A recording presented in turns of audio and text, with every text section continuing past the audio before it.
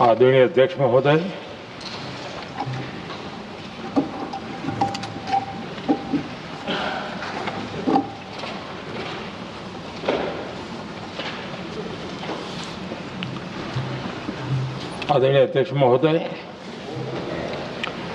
मैं इस सम्मानित सदन में पश्चिम एशिया में चल रहे संघर्ष और इसकी वजह से भारत के सामने आई चुनौतियों पर बात रखने के लिए उपस्थित हुआ हूं।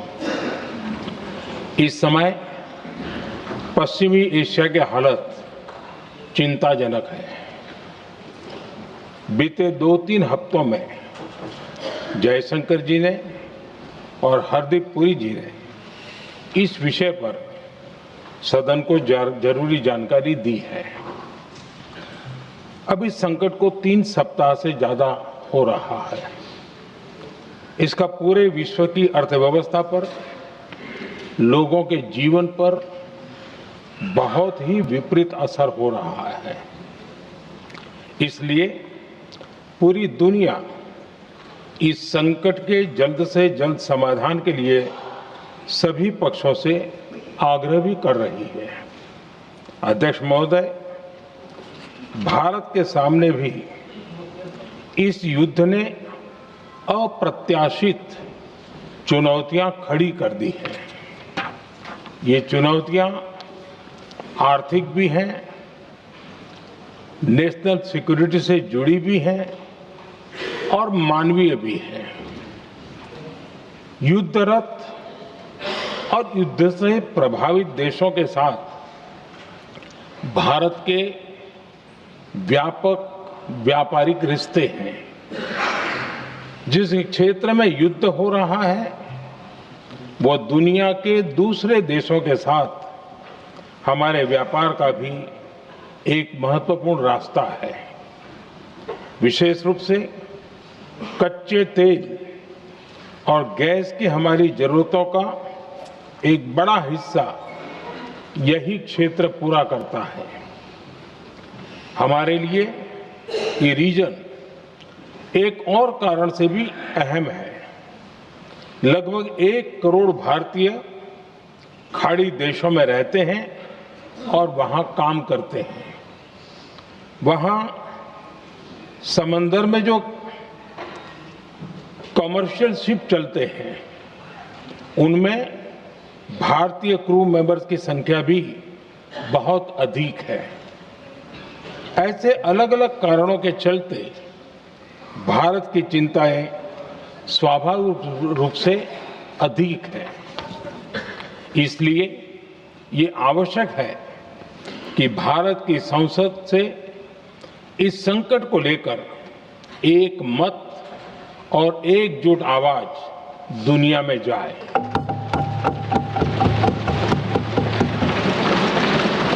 अध्यक्ष जी,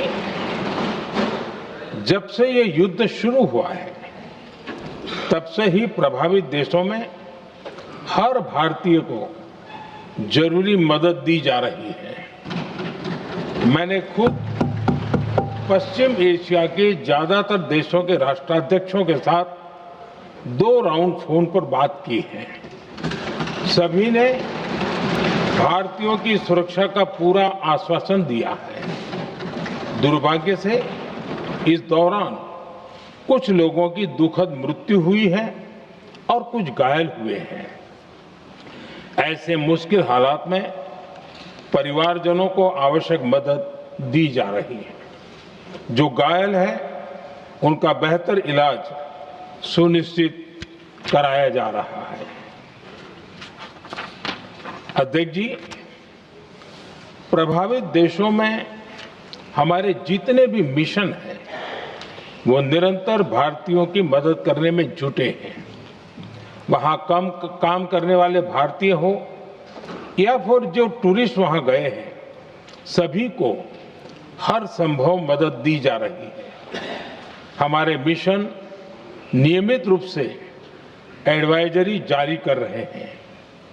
यहां भारत में और अन्य प्रभावित देशों में 24/7 कंट्रोल रूम और आपातकालीन हेल्पलाइन स्थापित की गई है। इनके माध्यम से सभी प्रभावितों को त्वरित जानकारी दी जा रही है। अध्यक्ष जी, संकट की स्थिति में देश विदेश में भारतीयों की सुरक्षा हमारी बहुत बड़ी प्राथमिकता रही है। युद्ध शुरू होने के बाद से लेकर अब तक 3,75,000 से अधिक भारतीय सुरक्षित भारत लौट चुके हैं।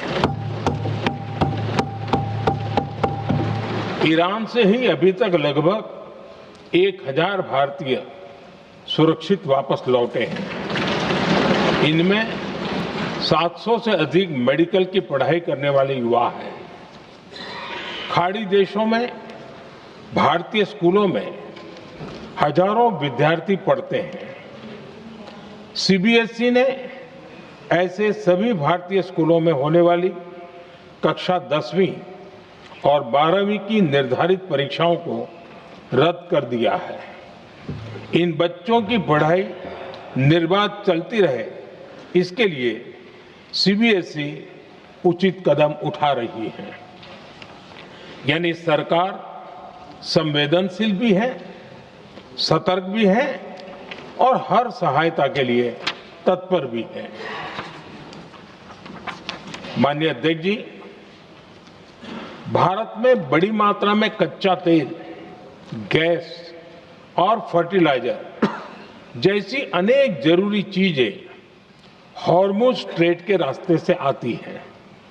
युद्ध के बाद से ही हॉर्मुज स्ट्रेट में जहाजों का आना जाना बहुत चुनौतीपूर्ण हो गया है।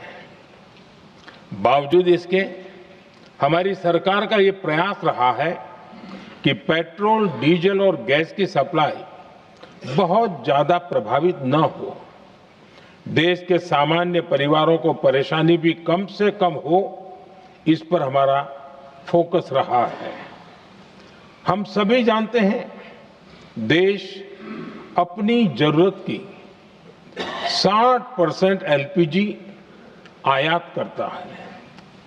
इसकी सप्लाई में अनिश्चितता के कारण सरकार ने एलपीजी के डोमेस्टिक उपयोग को प्राथमिकता दी है। साथ ही एलपीजी के देश में ही उत्पादन को भी बढ़ाया जा रहा है। पेट्रोल, डीजल की सप्लाई पूरे देश में सुचारू रूप से होती रहे, इस पर भी लगातार काम किया गया है। अध्यक्ष जी, आज की इन परिस्थितियों में एनर्जी सिक्योरिटी को लेकर बीते एक दशक में उठाए गए कदम और भी प्रासंगिक हो गए हैं। भारत ने बीते 11 वर्षों में अपनी एनर्जी इंपोर्ट का डाइवर्सिफिकेशन किया है। पहले क्रूड ऑयल, एलएनजी, एलपीजी ऐसी एनर्जी जरूरतों के लिए 27 देशों से इंपोर्ट किया जाता था। वहीं आज भारत 41 देशों से एनर्जी इंपोर्ट करता है। अध्यक्ष जी, बीते दशक में भारत ने संकट के ऐसे ही समय के लिए कच्चे तेल के भंडारण को भी प्राथमिकता दी है। आज भारत के पास 53 लाख मीट्रिक टन से अधिक का स्ट्रेटेजिक पेट्रोलियम रिजर्व है और 65 लाख मीट्रिक टन से अधिक के रिजर्व की व्यवस्था पर देश काम कर रहा है।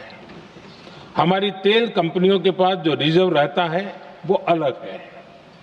बीते 11 वर्षों में हमारी रिफाइनिंग कैपेसिटी में भी उल्लेखनीय वृद्धि हुई है। अध्यक्ष जी, सरकार अलग अलग देशों के सप्लायर्स के साथ भी लगातार संपर्क में है। प्रयास ये है कि जहां से संभव हो वहां से तेल और गैस की सप्लाई होती रहे। भारत सरकार गल्फ और आसपास के शिपिंग रूट्स पर निरंतर नजर बनाए हुए है। हमारा प्रयास है कि तेल हो, गैस हो, फर्टिलाइजर हो, ऐसे हर जरूरी सामान से जुड़े जहाज भारत तक सुरक्षित पहुंचे। हम अपने सभी वैश्विक सहयोगियों के साथ निरंतर संवाद कर रहे हैं ताकि हमारे मैरीटाइम कॉरिडोर सुरक्षित रहे।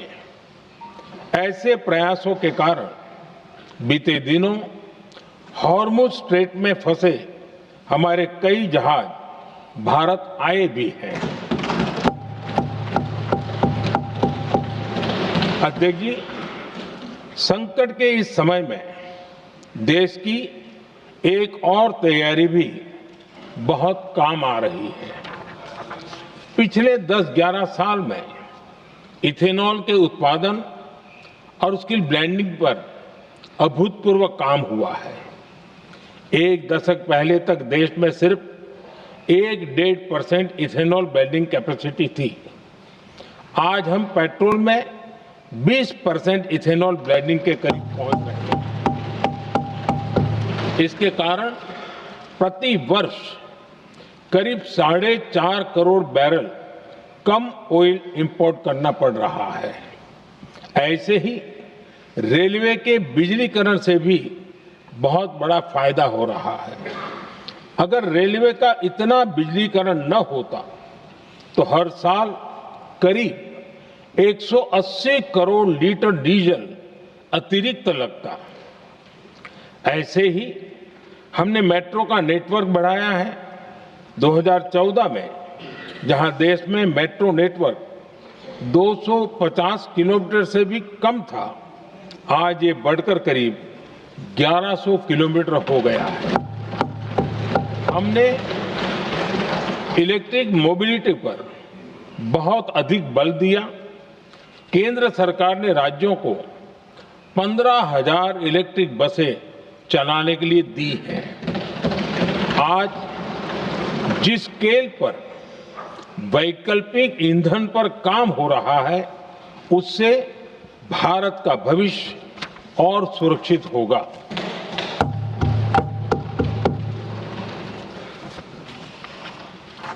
आदरणीय अध्यक्ष जी, हम जानते हैं कि एनर्जी आज इकोनॉमी की रीढ़ है और ग्लोबल एनर्जी नीड्स को पूरा करने वाला एक बड़ा सोर्स वेस्ट एशिया है। स्वाभाविक है कि दुनिया भर की अर्थव्यवस्था वर्तमान संकट से प्रभावित हो रही है और भारत पर इसका कम से कम दुष्प्रभाव हो, इसके लिए निरंतर प्रयास किए जा रहे हैं। सरकार इसके शॉर्ट टर्म, मीडियम टर्म और लॉन्ग टर्म ऐसे हर असर के लिए एक रणनीति के साथ काम कर रही है। आज भारत की इकोनॉमी के फंडामेंटल्स मजबूत है। इससे भी देश को बहुत मदद मिली है। हम हर सेक्टर के स्टेक होल्डर्स के साथ चर्चा कर रहे हैं।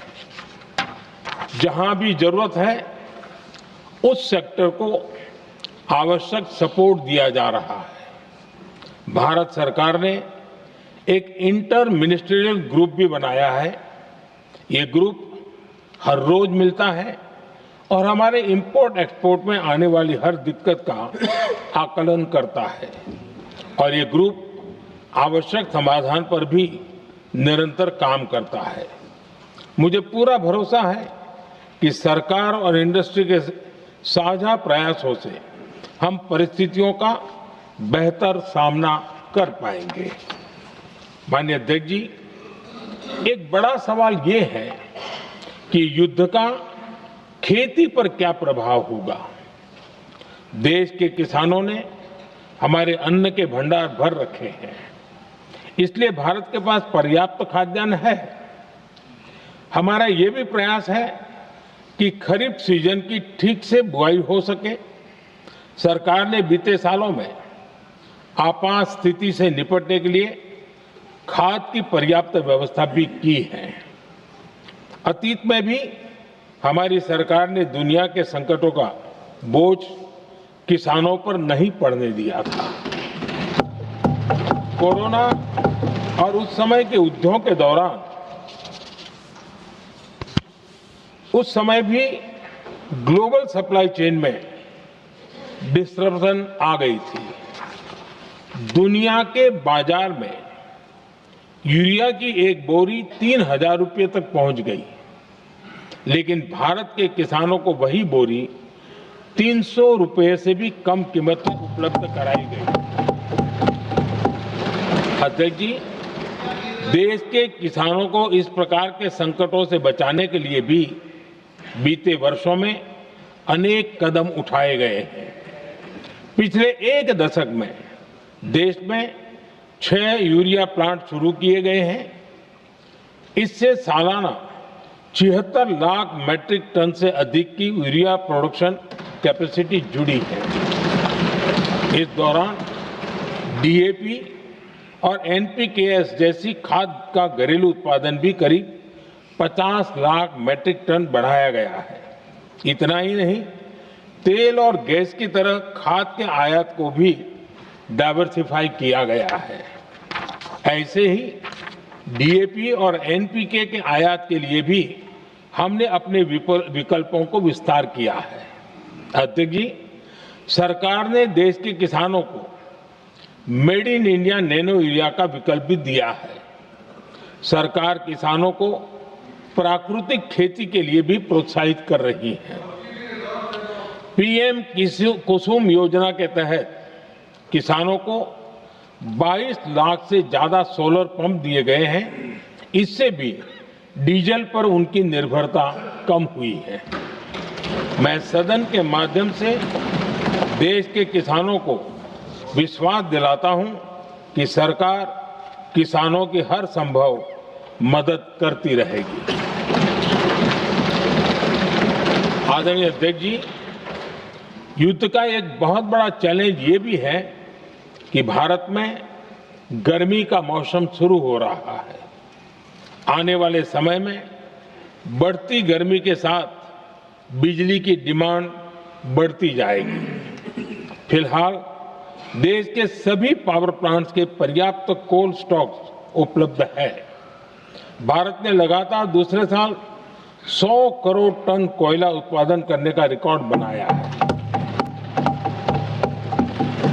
पावर जनरेशन से लेकर पावर सप्लाई तक के हमारे सभी सिस्टम की निरंतर मॉनिटरिंग भी की जा रही है और सरकार की तैयारियां उसको रिन्यूएबल एनर्जी से भी मदद मिली है। बीते दशक में रिन्यूएबल एनर्जी की तरफ देश ने बड़े कदम उठाए हैं। आज हमारी total install power generation capacity का आधा हिस्सा रिन्यूएबल सोर्स से आता है। हमारी कुल रिन्यूएबल क्षमता आज 250 गीगावाट के ऐतिहासिक आंकड़े को पार कर गई। बीते 11 वर्षों में देश ने अपनी सोलर पावर कैपेसिटी करीब 3 गीगावाट से बढ़ाकर 140 गीगावाट तक पहुंचाई है। बीते वर्षों में देश में करीब 40 लाख रूफटॉप सोलर लगे हैं। इसमें पीएम सूर्यघर मुफ्त बिजली योजना से भी लोगों को काफी मदद मिली है। गोवर्धन योजना के तहत देश में आज 200 कॉम्प्रेस्ड बायोगैस प्लांट भी काम करना शुरू कर चुके हैं। ये सारे प्रयास आज देश के बहुत काम आ रहे हैं। सरकार ने भविष्य की तैयारी और बढ़ाते हुए शांति एक्ट माध्यम से देश में न्यूक्लियर एनर्जी के उत्पादन को भी प्रोत्साहित किया है। कुछ ही दिन पहले small hydro power development scheme को भी हरी झंडी दी गई है, जिससे अगले 5 वर्षों में 1500 मेगावाट नई हाइड्रो पावर कैपेसिटी जोड़ी जाएगी। आदरणीय अध्यक्ष जी, जहां तक डिप्लोमेसी की बात है, भारत की भूमिका स्पष्ट है। शुरुआत से ही हमने इस संघर्ष को लेकर अपनी गहरी चिंता व्यक्त की है। मैंने स्वयं भी पश्चिम एशिया की सभी संबंधित नेताओं से बातचीत की है। मैंने सभी से तनाव को कम करने और इस संघर्ष को खत्म करने का आग्रह किया है। भारत ने नागरिकों, एनर्जी और ट्रांसपोर्ट से जुड़े इंफ्रास्ट्रक्चर पर हमलों का विरोध किया है। कमर्शियल जहाजों पर हमला और हॉर्मुज स्ट्रेट जैसे अंतर्राष्ट्रीय जलमार्ग में रुकावट अस्वीकार्य है। भारत डिप्लोमेसी के जरिए युद्ध के इस माहौल में भी भारतीय जहाजों के सुरक्षित आवागमन के लिए निरंतर प्रयास कर रहा है। अध्यक्ष महोदय, भारत हमेशा से ही मानवता के हित में और शांति के पक्ष में अपनी आवाज उठाता रहा है।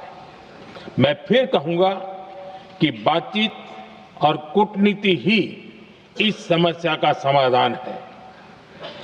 हमारे हर प्रयास तनाव को कम करने, इस संघर्ष को समाप्त करने के लिए है।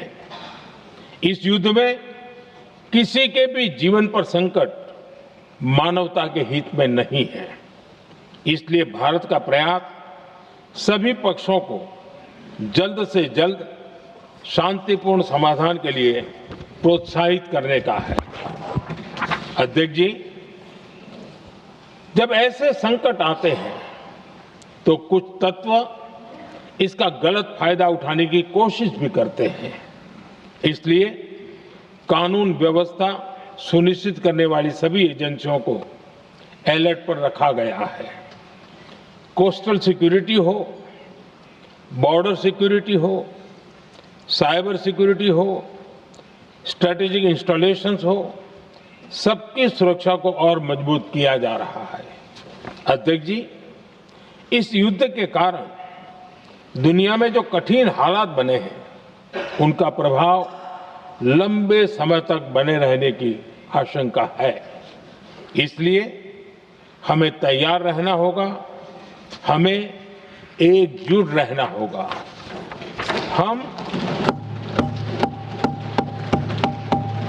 हम कोरोना के समय भी एकजुटता से ऐसी चुनौतियों का सामना कर चुके हैं। अब हमें फिर से उसी तरह तैयार रहने की आवश्यकता है। धीरज के साथ, संयम के साथ, शांत मन से हमें हर चुनौती का मुकाबला करना है और यही हमारी पहचान है, यही हमारी ताकत है। और हां, हमें बहुत सावधान और सतर्क भी रहना है। हालात का फायदा उठाने वाले झूठ फैलाने का प्रयास करेंगे, ऐसे लोगों की कोशिशों को सफल नहीं होने देना है। मैं देश की सभी राज्य सरकारों से भी इस सदन के माध्यम से आग्रह करूंगा, ऐसे समय में कालाबाजारी करने वाले, जमाखोरी करने वाले एक्टिव हो जाते हैं। इसके लिए कड़ी मॉनिटरिंग जरूरी है। जहां से भी ऐसी शिकायतें आती हैं, वहां त्वरित कार्रवाई होनी चाहिए। देश की हर सरकार और देश का हर नागरिक जब मिलकर चलेंगे तो हम हर चुनौती को चुनौती दे सकते हैं। इसी आग्रह के साथ मैं अपना वक्तव्य समाप्त करता हूं। बहुत बहुत धन्यवाद।